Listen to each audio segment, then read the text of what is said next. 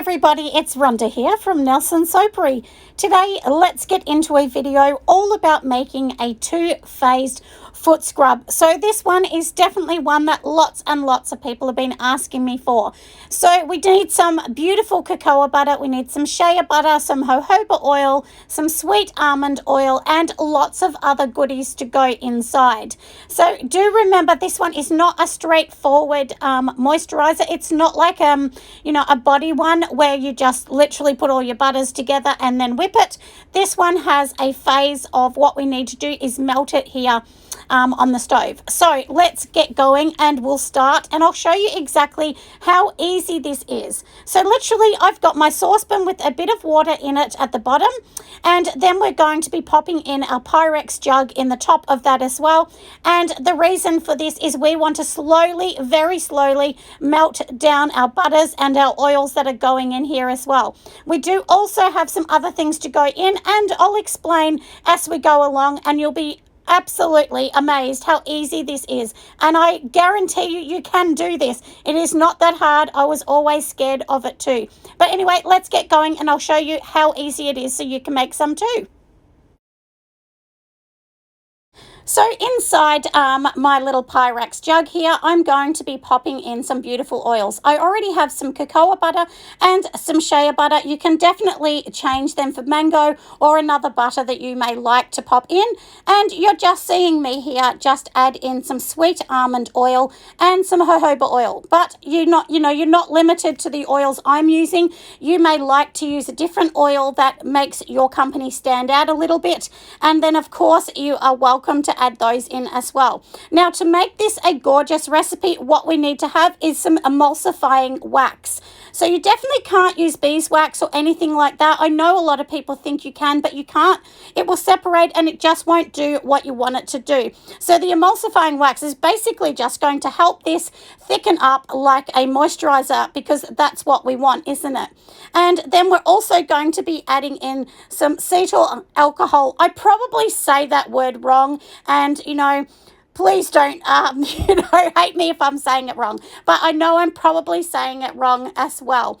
And also in our recipe, there's lots of other things that we need to add as well. But for the start, in what we've got already in our Pyrex, that's all we're going to use. And then we're going to melt them down. I'm actually just showing you the other ingredients that I'm actually using as we go along making this as well. Because remember, there is two phases to it. So the first phase, as I've just said here and shown you all the things that I popped inside, is just a shea butter, cocoa butter, some sweet almond oil, some jojoba oils, and some emulsifying wax, and also the cetyl alcohol. And it's super important to not try and rush this process. It will take about 10 minutes to melt this down, and you can quadruple this recipe, you can half this recipe.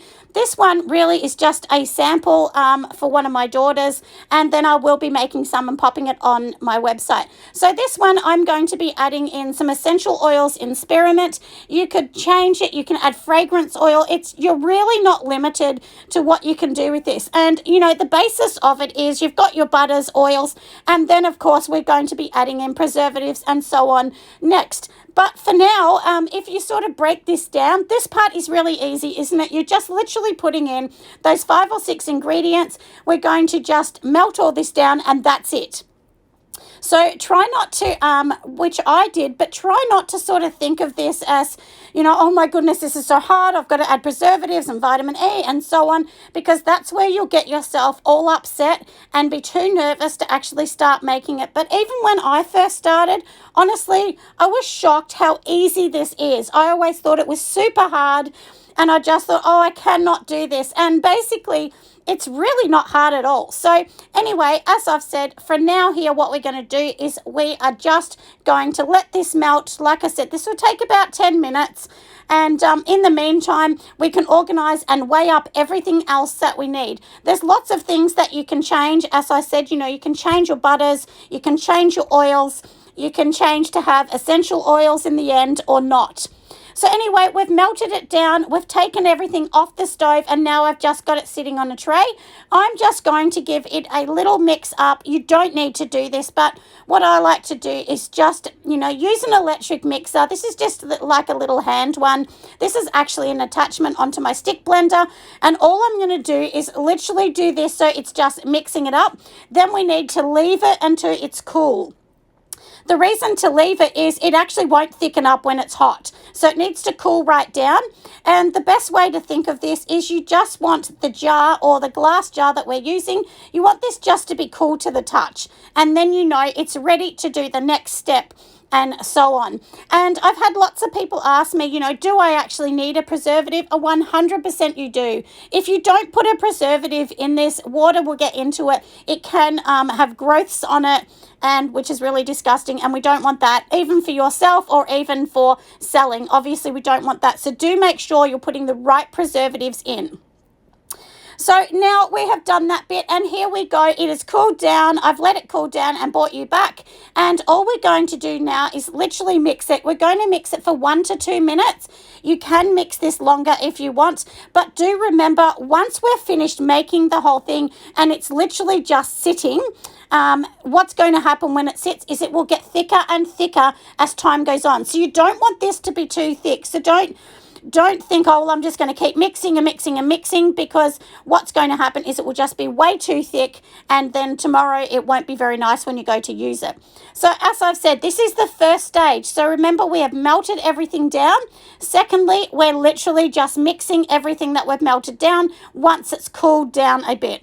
And I know you're going to ask me for a temperature. I don't use a temperature. All I do is put my hand on the outside, and once it is cool, it's not hot or warm, it's very cool, then we know that we can mix it and it is ready to go. And when you'll actually know when this part is ready, because there will be like trace on the top, just like if you're going to make soap. So just mix it until you see like a little bit of a trace. Doesn't need to be super thick, but it should be like kind of light to medium whipped cream. That's how I like to sort of think of it. So it's not super thick, like, thick whipped cream. It's kind of in the middle, in between, I guess, a pancake mixture, butter and, some whipped cream. So that's basically the consistency. And once we get to that, then we're going to start to add all of our other items in. So the other items we're going to need to add in is some preservatives, some vitamin E. We're also going to be adding in some essential oil into this one. And because I'm making this into a foot scrub, I'm also going to be adding in some pumice, and I'm also going to be adding in some poppy seeds.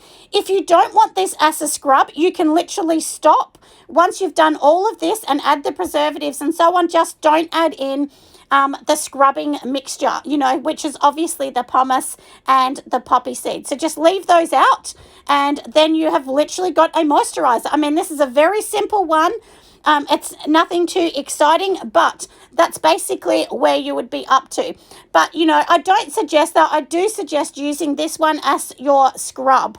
And I will actually bring another video showing you how to use a moisturizer or how to make one. And then, of course, that will have water in it as well. So that one will be a little bit different. But for this one, this is exactly what we're going to do, and it feels absolutely beautiful. So I have made a few samples for my daughters, and I will give some away so some people can test them for me. I often ask people to test, and you should always test your product before you get it out the door to your customers. 100%, I definitely suggest that.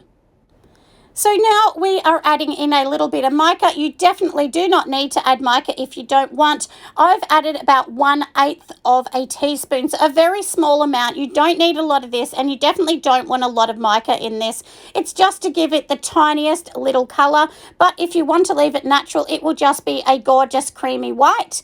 And of course, each thing you add in, I definitely suggest that you use your whip again and whip it up. I know that I have no gloves on right now, but that's because this is only for me.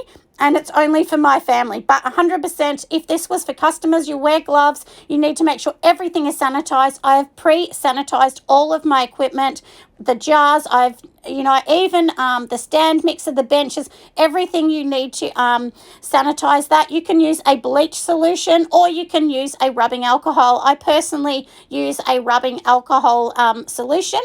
And now I'm just showing you here the texture of it, I guess, or the thickness.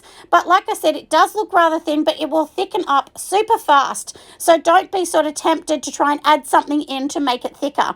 And as you can see, all we're doing now is we're still mixing. We haven't done anything different. We've melted them down, adding everything in. But now we are going to be adding in the things that we need. And in this little container, I have already put in my Octophen preservative. That is what I'm choosing to use, which is Octophen Plus is the one I'm using. And I get mine from N Essentials in Victoria, Australia. And then I've also added in some vitamin E. Vitamin E is just beautiful, as we all know, for the skin. And as I said, we need a preservative in this. I definitely suggest a preservative. I would not do it without the preservative. Like I said, you definitely need that in. So all we're going to do is we're going to mix this in by hand. And then once again, I'm going to get my stick blender with the attachment of the little whip thing at the end, and then I am going to mix this up. It just makes it really good because it means it's going to incorporate everything into it. And really the test is the next day, whether you see if everything is separated or not, but this will not separate. I definitely know it won't. But like I said, take your time, and when you're first doing this, I suggest you do it with no one else around. Just do it by yourself.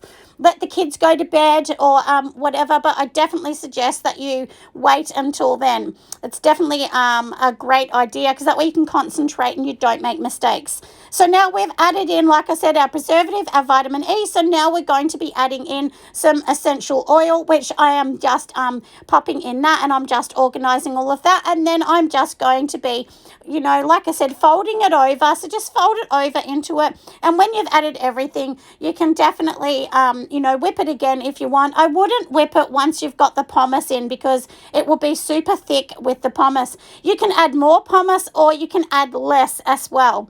So I haven't added a massive amount, but if you want this to be more grainy, you definitely could. But it's a really, really good foot scrub, this one. It just, feels absolutely amazing on your feet. If you've got cracked feet or anything like that, this one is really good because the cocoa and the shea butter is going to moisturize it, and then the pumice is helping just to get those rough edges off the feet as well.